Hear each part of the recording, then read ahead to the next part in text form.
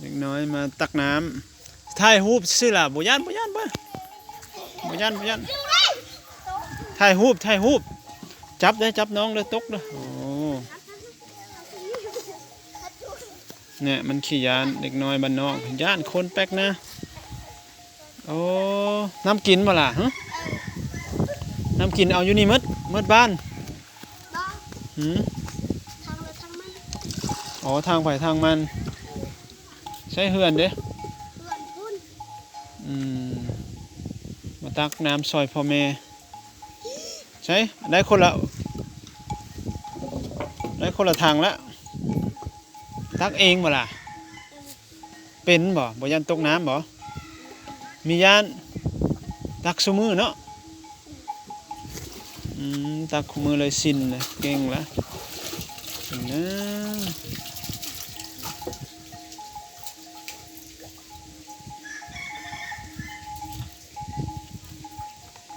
ใช้คู่เจ้าเด้คู่นี้ประสบคู่ซากับคู่นี้บ่มันก็น้อยพอแล้วนี่ตัวนี้นี่น้อยล่ะ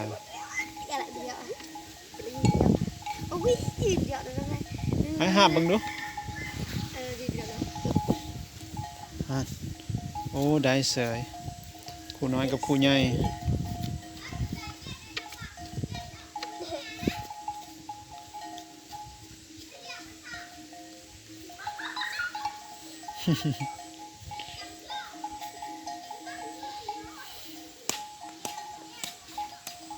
ไปตาม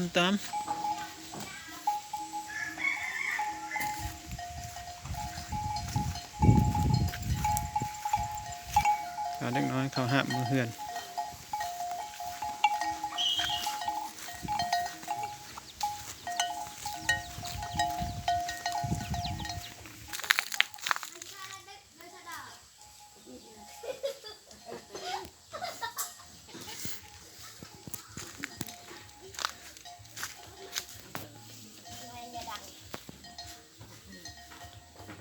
หุ่นเก่งหลานอันนี้อยู่เฮือนกับไผ